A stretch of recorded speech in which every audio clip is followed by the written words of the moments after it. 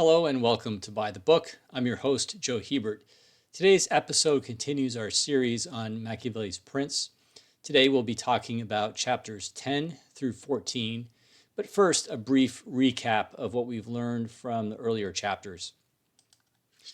Machiavelli introduces his book as an encapsulation of his lifetime of study of the actions of great men. Machiavelli aspires to greatness by writing this book, but what does that mean for him?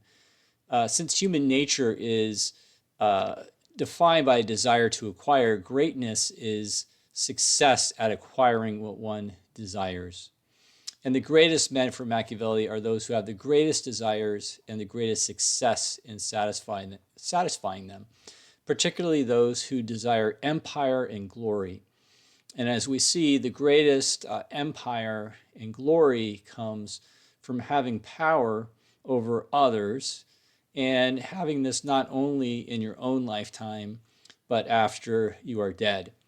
And his greatest heroes, Moses, Cyrus, Romulus, and Theseus, are those who founded great empires, and you could say great civilizations or belief systems, so that long after they're dead, generations of people are following their example, following their laws, following the institutions, the orders, as Machiavelli calls it, that they laid down.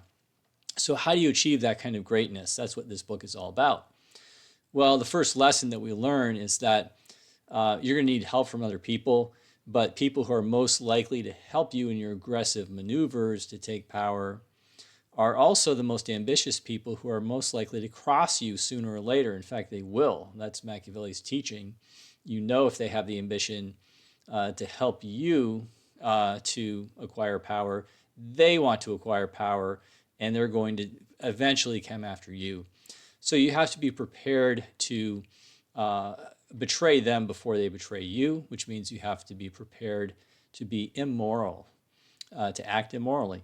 So morality itself is the first, barrier to success that Machiavelli dispenses with in this book. You have to learn how to be immoral, or in a sense amoral, just not really thinking that morality as such really makes a difference. But there's another obstacle which comes up repeatedly in the book, and this is more of a historical obstacle, something in Machiavelli's own day and time, which is the church, particularly the Catholic Church. It comes up over and over again that because of the church and its spiritual authority, the church is sharing authority over the subjects of the princes and the republics throughout Europe. So the government has authority, but the church also has authority, which is a separate organization, a separate, whole mode of thinking. And for Machiavelli, of course, the members of the church are defined by the same desires, to acquire as anybody else. So they basically come down to competitors, but they have a sort of special protection with the spiritual authority that they have. Now, one thing we see in chapter 6, the greatest men, they combined political and spiritual authority. And by having Moses on that list, Machiavelli implies and saying that Moses did the same things as Cyrus, Romulus, and Theseus, and that they all were following the same necessities of nature. He implies that religion itself, the actual beliefs, are first of all not true, right? That Moses was not relying upon God any more than Cyrus, Romulus, and Theseus were, and they're not necessary. The truth of them doesn't really matter. They're tools that can be used to instill belief. But this is part of how these men achieve great glory, is that they have a belief system that they are forcing, as he puts it, forcing others to believe this. And they succeed so well that part of that belief system is to revere this person and follow him. So it's not the content of religion that matters for Machiavelli, but religion comes out as a useful tool, in fact, an essential tool. Some kind of a belief system is necessary to have that much power over people. So it's not just the church is in the way, is that the church has to be replaced with something else that would enable a prince to become that great and to have that kind of sway over people. So how could this be done? he explores the possibility that you could actually use the church as a vehicle for building that kind of empire. Pope Alexander VI, with the help of his son, Cesare Borgia, was trying to somehow use the church to set up his own empire, but he failed. And why did he fail? A fundamental reason is because the church is controlled really not so much by the Pope. In Machiavellian terms, it's really controlled more by the cardinals, because the cardinals elect a pope. They tend to elect an elderly man who will not have time to really secure his own position. And this is how Alexander VI and Cesare Borgia failed. Okay, so what would you do about that? Machiavelli implies that you could get rid of the cardinals. You could have a little mass murder. He talks about several people who did things like that very successfully. But he also, with the example of Agathocles and others, he says there's a problem with that, which is that you make a name for yourself as a criminal by doing that kind of stuff, and you can't have glory if you're a criminal. So part of the problem is you would have to do a heinous deed like that, but you would have to justify it in such a way that you would not only be not labeled a criminal, but labeled a hero for doing that. And finally, in chapter 9, he starts to give us the beginnings of the formula for how that could be possible. When he talks about the people and the great, and he says that fortunately, when we talked about eliminating competitors, fortunately, the vast majority of people are not competitors. They are what he calls the people. All they want is to be left alone. They don't want to be commanded. They don't want to be oppressed. Now, it's true you have to command them, which is going to be a tension between you and them. That's why it's going to take virtue, and it's going to take all kinds of resources. You can't. There's no way that you can, rule from a feather bed. Basically, Machiavelli's teaching here. But on the other hand, you don't have to worry about the people coming after you. They would have to be desperate. You would have to really put them in a desperate position for that. The people don't want your power. They don't want to do whatever it takes to get power. And so that's very convenient. The other convenient thing is that your competitors are, like you, are the great. That is, the small percentage of human beings who desires power and will do whatever it takes to get power.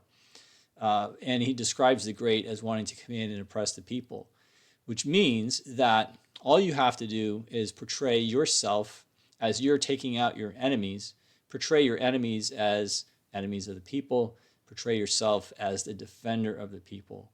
This is going to be the formula. This is really where Machiavelli is going to start really getting into his own strategy for revolutionizing Europe and revolutionizing the world, coming up with a whole new grand strategy for accumulating political power.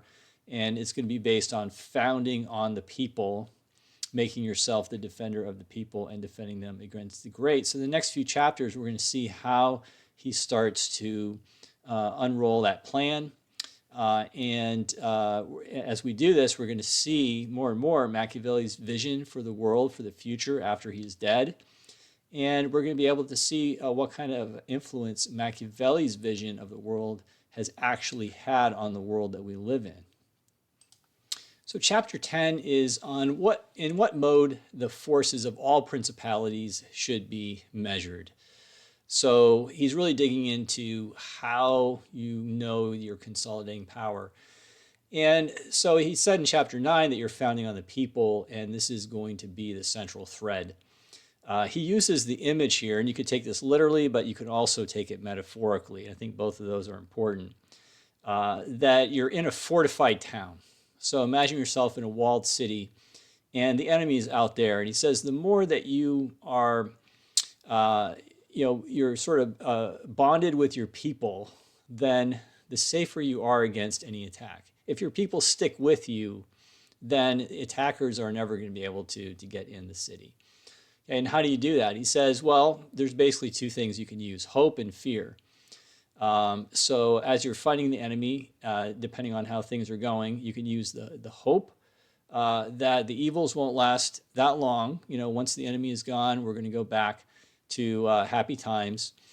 But if that's not working, then you got to use fear of the enemy. The enemy is so horrible, we can't let them win. We have to keep fighting.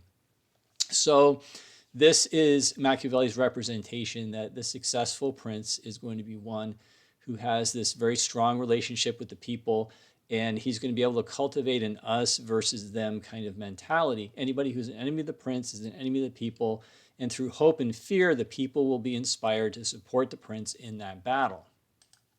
In the next chapter, Machiavelli, not coincidentally, turns back to the church. But he has a new way of talking about the church now. It seems a little bit more political science-y.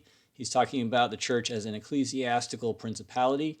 Much like he does with Moses, Machiavelli actually hems and haws a little bit. Can you really talk about the church as just a principality since it has the help of God? But just like he did with Moses, he's basically going to say, well, yeah, without saying it, he's just going to skip over that and say, yes, let's analyze the church as just another principality. Now, it is different when you look at it this way, because as he says here in the opening lines, it's almost like Machiavelli is whining and complaining about this. It's just so easy. It's way too easy for these guys. They have power, but they don't really govern. They don't fight. And, well, why is that? For one thing, he starts off by saying that the authority that the church has, the power that the church has, is because its orders have grown old with religion. So this is important. If you think about earlier, he talked about how the Romans uprooted some of these old things that got in their way. They uprooted, the petty kingships, or what became the feudal system later. They uprooted the republican habits and principles when they took over a republic. So Machiavelli had talked about the power of these old customs and traditions, and he had talked specifically about how you overcome that by destroying them. So here he's implying that this is what has to be done to the church. Its power is based on these old customs that have to be uprooted, but how are you going to do that? Okay, and the next part, when he just almost complainingly says it's just so easy for them. They're secure and happy without having to even defend. That's something that we also saw before. He had said that about hereditary rulers, but then he had immediately flipped it around and said, actually, it's all about virtue. If you're relying upon inheriting power and you're relying upon people just being used to you and so forth, it seems easy until the actual struggle comes. But if you don't have that virtue, you are eventually going to fail to somebody who does have it. And of course, that's exactly where Machiavelli is going with this in relation to the church. So the next thing from this chapter I think is noteworthy is Machiavelli is talking about princes opposing the church and why they have failed hitherto. And there's basically two things. First of all, because of the greatness of the church, which frightened them. And I think there's two possibilities here. Either that the prince himself in some cases was religious enough that he was actually afraid of offending God by going against the church. The other possibility would be the prince doesn't really care, but his people do. They believe in the Catholic faith, and they're going to think that he's evil if he does this. Either way, it's an obstacle, right? It's an obstacle to the prince doing what he needs to do. So the other thing Machiavelli talks about is the cardinals. He comes back to the cardinals. He had earlier hinted you could get rid of these cardinals, but how would you justify that? Well, this is another little hint as to how you might justify it, because he says the cardinals, they are responsible for nourishing parties, which nourishes conflicts. They are always, riling things up. They're always stirring up competition and debate and controversy. And it's because of this that there's so much disorder and turmoil in political affairs. So if you can blame, the cardinals for these kinds of things, remember the people want to be left alone. They want peace and quiet. If you can blame the cardinals for disturbing the peace, that is an important step towards being able to take action and make it look like it was a good thing that you did rather than an evil thing. And Machiavelli will be building on that. And this is crucial because, going forward, the application of Machiavelli's ideas, this will be absolutely essential in history. If you look at those like, for example, Henry VIII, who may well have read Machiavelli, there's some evidence that he might have actually been reading Machiavelli. And certainly the maneuvers that Henry VIII made in England just around the time that Machiavelli was passing away, Henry VIII was taking over the church in England.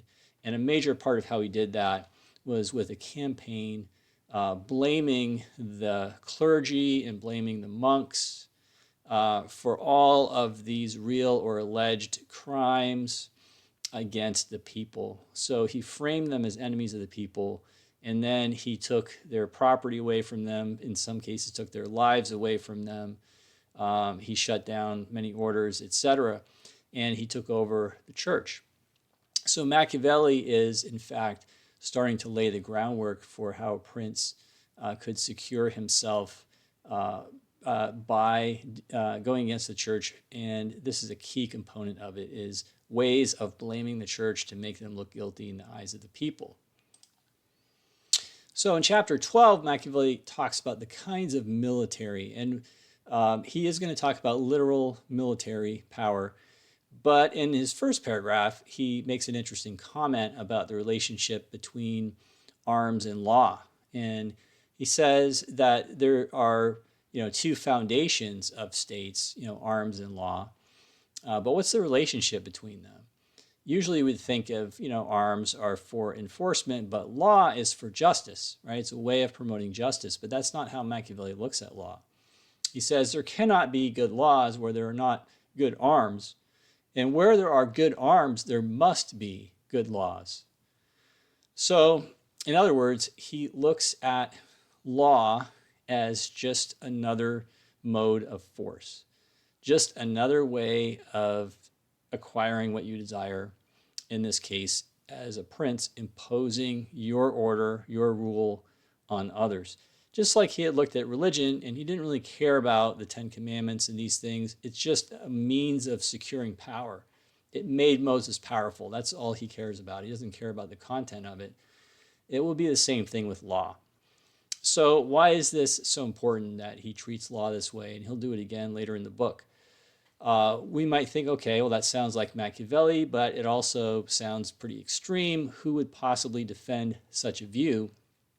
But when we look at the development of law in modern history, we can see that this has been an extremely influential way of looking at law. What do I mean by that? Well, if you look, for example, at Oliver Wendell Holmes, he is one of the most important figures in American law, modern American law, and influential throughout the world, influential on modern legal theory. His philosophy of law is often referred to as positivism, but what is it all about? Well, there's a couple of major things that Holmes says about law. And he, by the way, was both a Harvard professor and who was very influential in his articles and books. He was also a Supreme Court justice who was influential in the precedents that he set on the court. And he has drastically shaped the theory and the practice of law in the United States and throughout the world in modern times. And there's two things he says about law. First of all, from the point of view of the lawmaker, he says, yes, there could be motives of morality or ethics in making laws and imposing laws. That is, the people making them have a certain views about what is right and wrong. But he says, at bottom, what those concepts of right and wrong are just matters of desire or preference. So he says that it's very much like saying, what's your favorite beer? If I say my favorite beer is, IPA, for example, that may be very true. I may enjoy a good IPA, but says try to prove that to somebody who disagrees. They don't enjoy it. Prove to them that they're wrong. That, of course, is not possible, right? There's no logical proof. There's no rational proof. It's a preference. And he says that applies to all moral issues. Moral issues are simply preferences that people have. And the law is therefore simply a mode of imposing your preferences on others. That's all there is to it. The other way he looks at law is from those who are obligated to follow the law, that is, those who are having the law enforced upon them. And he calls this the bad man theory of law. He says law is just a prediction of what will happen to you if you do something. So you don't intrinsically care if you're this bad man. You're not somebody who shares the preferences of the lawmakers. So you don't really care about the content of the law, and you're perfectly willing to break the law. Your only question is, what's going to happen to me if I break it? And if the punishment's bad enough, then maybe you'll obey that law. Okay, so law is just a prediction of what will be done to me based on the lawmaker and the law enforcement. So this is an extremely, clearly Machiavellian view of law, and it is perhaps the most influential theoretical and practical view in modern times. So getting back to chapter 12, Machiavelli, in talking about arms, armies, troops, soldiers, his main lesson is going to be very simple, although he's going to harp on it over and over again, which is that you have to rely upon your own arms. That is, just as the prince wants to have an alliance with his people against his enemies, he wants his troops to be his own troops. Don't hire mercenaries who are working for money. Somebody else will pay them more eventually.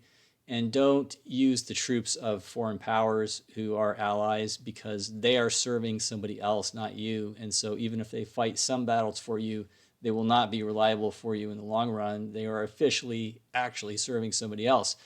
So it almost sounds, obvious or redundant at this point in the book, and he is going to repeat it over and over again. So why is that? Well, one thing is that the spirit that this reflects, the spirit of power consolidation and how important it is to do this, and what this entails, is something that Machiavelli is really trying to drive home, because it is going to be a drastic change over the way things are done in his time. And what this is ultimately pointing to, I would suggest, if you look forward in history, where things are going to go, is we're going from the feudal system in which power is inherited, and it works, and it's very decentralized, and there's kings and barons and lords who have inherited power, and they have these relationships of fealty. So these feudal relationships are semi-personal and semi-political. And what it means is power is distributed in very strange ways. Somebody could be king of France, but he's also the heir to certain parts of Italy, and they are geographically, distant from his own lands, and the people there don't know him. But by the laws of inheritance, he has power. So Machiavelli is wanting to move us away from that kind of disjointed, scattered way of organizing things, and to consolidate into these very solid blocks, like a fortress, mentality. But if you extend this a little bit, this eventually is going to become what we call the nation state. And the nation state is defined by a couple of things. First of all, it usually has clear geographical boundaries, and within those boundaries, there could be some differences in the population, but they're basically united, usually, as the term nation state implies, by the same ethnicity, the same language, or at least within certain variations. And as history progresses, this is going to become more and more consolidated. So, France, for example, is one of the countries that becomes united relatively early and very strongly. Machiavelli can already see that, the way he's talking about the kings of France. They're on the path. They're not there yet, especially because of the church, but they're on the way to having these very unified, bodies within a geographical area. And within that geographical area, the nation state is defined as having sovereignty, which is often defined in turn as having a legitimate monopoly over force. So in other words, the government of this territory can use force as necessary to enforce its laws. This is considered legitimate, and no one else may do so. So you can see how this is the kind of thing that Machiavelli is trying to teach princes to aspire to. Within your territory, you should have absolute power and control. And finally, on this note, I want to mention that by the year 1648, so a century plus after Machiavelli, the nations of Europe in the Treaty of Westphalia, they got together and they said, as regards religion, about which there had been many wars at that point, because of the fragmentation of the church and all these religious wars, Their settlement was that the religion of the ruler, the prince, or the state of any nation state, the religion of the ruler will be the religion of the people. So this is how we're going to settle these disputes. Even the Catholic countries at that point are Catholic officially because the prince or the state has declared itself Catholic. So there is a massive consolidation of power. There is this idea of sovereignty and the concentration of all legitimate power on earth into the hands of the government. This is exactly where Machiavelli is going with all this. But as he continues here, the present ruin of Italy is caused by nothing other than its having relied for a period of many years on mercenary arms. So in commenting on this, just how ruinous it has been to Italy to rely upon mercenaries, he makes a mysterious statement here. He says, "He who said that our sins were the cause of it spoke the truth. But the sins were surely not those he believed, but the ones I have told of. And because these were the sins of princes, they too have suffered the punishment for them." So what is he talking? What is he talking about? Sins. What sins is he talking about? And who else was talking about sins that he partly agrees with here? Well, of course, we've already seen that Machiavelli is not only opposing the church of his day, but wants to set up some kind of a new belief system. And this reference is an almost playful kind of reference to compare and contrast the old and the new. Machiavelli is talking about Girolamo Savonarola. He, like Machiavelli, was an important figure in Florence, in the Republic of Florence. But unlike Machiavelli, he was a very religious man. He was a Dominican friar. And in a nutshell, his message to the Republic of Florence was that all your problems come from the traditional type of sins. For example, one of the famous things that he did was the bonfire of the vanities. He was denouncing greed and avarice and luxury, and he convinced all these people to come and take all of their precious clothing and adornments and decorations and throw them into a bonfire and burn them as a sign of renouncing their sins. And so he was trying to govern the Republic of Florence, according to a very strict standard of Christian virtue, something kind of like the Puritans in New England later on. And that's what he was up to. Of course, what is Machiavelli saying about this? Oh, I agree with him that our sins are the problem, but not the sins he's talking about, not the sins against God. Machiavelli is worried about the sins against what? Against our own virtue and power and control. We have been relying upon others, relying upon fortune, and we can't continue to do that. So he's kind of joking about this, and why would he do that? Because as we're going to see, part of the reason that Italy in particular is in such a mess is because the church is housed there. The head of the church is in Italy, and the church has contributed to this problem in a very particular way. So if we skip to the second paragraph here, we can see this where Machiavelli particularly blames the church for the Italian reliance upon mercenary arms and auxiliary arms. And part of it is simply because the church itself, aside from some exceptions of clerics who would actually fight on the battlefield, for the most part, the church, as he said before, is exerting power without actually fighting, and therefore has to hire others or get others to do its fighting. And this has created a bad precedent, a bad habit, and has interfered with the consolidation of power and the proper use of that power according to Machiavelli's formulas.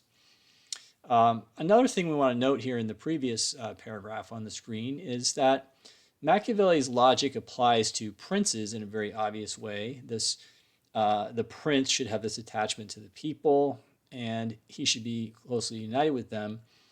But to understand Machiavelli's influence in history, it's important to see that Machiavelli is not only writing for princes, He has whole other books about republics. And here in The Prince, he makes a passing reference that helps us to see how this would apply to republics. So if the prince needs to take action, he needs to go there himself and be close with the people during this struggle. When a republic has to do something like this, they will, the republic itself can't go. I mean, they can use their own citizens, and that's part of the analogous logic. The republic should use its own citizens. He says later it's when the Romans started relying upon mercenaries. The Roman Republic started relying upon mercenaries rather than their own citizens to do their fighting, that they started to go downhill. But sometimes the republic has to choose an individual to lead the charge. But unlike a prince, that individual is not the state, is not the prince, not the center of power. So the way that the republic has to maintain power, because the republic is the prince, basically. No individual within that republic is the prince. It has to use law. So this is another way of looking at law. It's still consistent with what he said, that law is just a means of exerting force. But here we can see that for republics, the law has a very special significance, which is it's through the law that the state itself maintains its supremacy, and any individual within that state, even if they have to be given a lot of power for certain purposes, they're going to be held under the law to make sure that the state itself remains supreme. So it is important to bear in mind that although Machiavelli has a very different view of law from classical thinkers, one thing that he agrees with them on is that the rule of law is a good and useful thing. Not all for the same reasons. That was really a subject for a different course, but something that I just wanted to make note of. Now, as I mentioned, Machiavelli seems to be almost tediously repetitious on this point about using your own arms. And in this chapter, he gets a little peculiar because he's continuing on the subject as if we didn't get his point yet. But then he says, let's go and look at the Old Testament to see an example of this. Well, why on earth is he going back to the Old Testament? Let's take a look at what he's doing and see why this might be an important thing for him to do at this point in the book. He retells the story of David and Goliath. We all know the story, at least in basic terms, right? The Israelite army is up against the Philistines, and there's this Philistine giant Goliath, and he's just decimating, the Israelites. And he says, if you can send one man against me and defeat me, then the whole army will resign. But nobody dares to do it. Well, David, this little shepherd boy, he comes out and says, I'll do it. And of course, King Saul, he seems to be relieved. Okay, nobody's going to make me do it, right? But he says, hey, take my armor, take my sword. He's trying to, encourage David as much as he can, most likely thinking that David, the young man is probably going to come out dead. But what happens, according to Machiavelli, David tries on his armor and arms, but he refuses them, saying that with them he could not give a good account of himself, and so he would rather meet the enemy with his sling and his knife. So the lesson, according to Machiavelli, the lesson of David and Goliath is self-reliance. Rely on yourself, your own arms, your own methods. Don't borrow from other people. Now, is that the actual message of this story in Scripture? Let's take a look at it. Now, this is from the first book of Samuel, chapter 17. David said, the Lord who delivered me out of the paw of the lion and out of the paw of the bear, he will deliver me out of the hand of this Philistine. So why is David so ready to fight Goliath? It's not because he's relying upon his own arms and his own methods, at least not according to the Old Testament. It's because he's relying upon God. God has saved him before and given him the victory, and he is confident that God will do it again. When David confronts Goliath, this is what he says, thou comest to me with the sword, with the spear, with the shield, but I come to thee in the name of the Lord of hosts. And he tells the whole assembly, the Lord saves not with a sword and a spear, for it is his battle, and he will deliver you into our hands. So it's precisely the opposite lesson. And to drive that home in this last paragraph, we see that David goes in and he doesn't have a sling and a sword, as Machiavelli says. He only has a sling, and he hits Goliath and knocks him down with the first shot. Then he goes and takes Goliath's sword and chops his head off. Why is that important? Well, what if he had missed with the sling, and then Goliath had come in for fighting in close quarters? David was then unarmed completely, and he couldn't have taken Goliath's sword from him when he was, alive and fighting, right? So he was completely reliant upon the Lord would give him that victory with one shot of his sling, and after that, he didn't need his own arms. So Machiavelli has turned the story upside down. And why is that important? He's not just randomly, jumping into the Old Testament here. Machiavelli is looking at a plan to either destroy the church or kind of take over the church. Again, everything has to be one's own. So in the future, religion and faith and belief are going to have to be incorporated into the state, and the state is going to have to use them. And Machiavelli is given an example. What are you going to do with the Old Testament? You can't just take it straight because the lessons in it are not going to support, what you're trying to accomplish.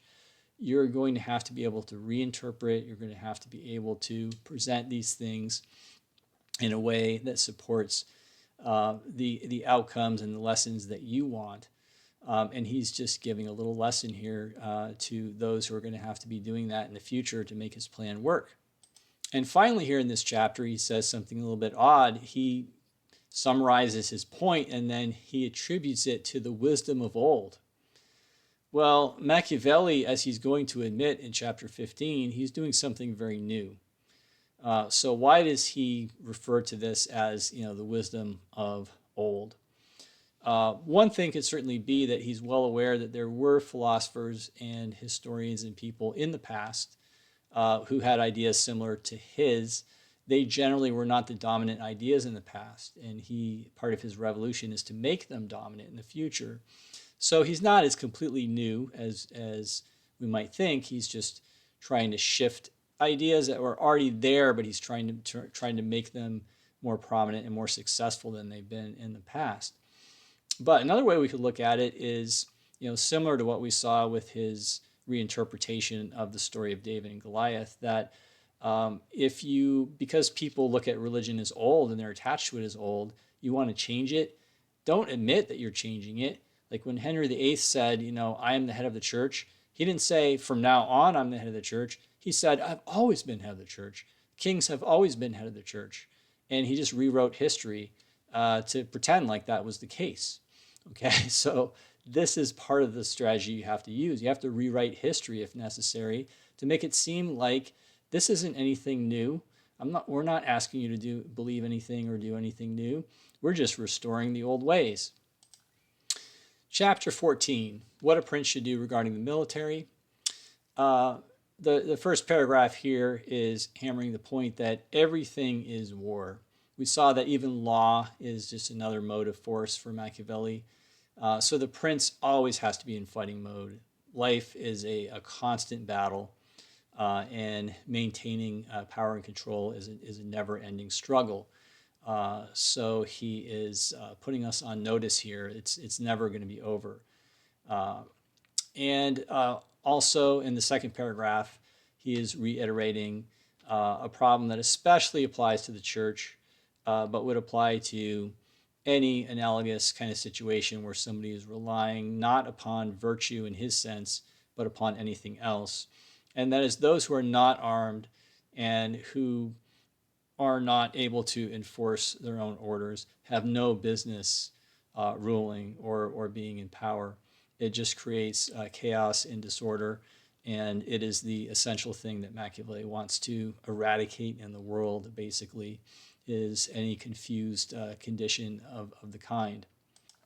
Finally, at the end of chapter 14, Machiavelli talks again about imitating great examples. But one thing he does in this instance is he brings in an interesting figure, Xenophon. And many people may not be so familiar with Xenophon. we're more familiar with Plato. Plato was a student of Socrates, and Socrates is sort of the quintessential classical philosopher. Well, Xenophon was another student of Socrates, and he wrote books about Socrates. He also wrote histories on other people, including one about Cyrus. And we know that Cyrus was one of Machiavelli's heroes. But Machiavelli talks about Scipio, the Roman general, Roman statesman, who imitated Cyrus, but he imitated Cyrus through the lens of Xenophon, who was a student of Socrates. And what lessons did he learn from Cyrus through Xenophon, through this kind of Socratic lens? He learned the virtues of chastity, affability, humanity, and liberality. Now, in the next section, and in the next episode, we're going to see what Machiavelli thinks about these classical virtues. And we're going to see that those who follow such virtues will come to ruin. And it was a problem for Scipio. He's going to mention that later. This was a problem for Scipio following these kinds of virtues. So Machiavelli is setting us up for his critique of classical philosophy. He's not only going against the church, he's going against classical philosophers, whom we will be studying later in this course. Machiavelli is not going to be in an open debate with classical philosophers, but he is well aware that he's rejecting their ideas. And this reference to Xenophon is his first hint about that, his first major hint. Notice that I'm not looking at Cyrus through the lens of Xenophon, who learned this from Socrates. That's because I'm not looking for these kinds of virtues. I'm looking for a different kind of virtue. And he's implying that Socratic philosophy has also kind of polluted the political system. Even the Romans were tainted with Socratic philosophy to some extent in the example of Scipio.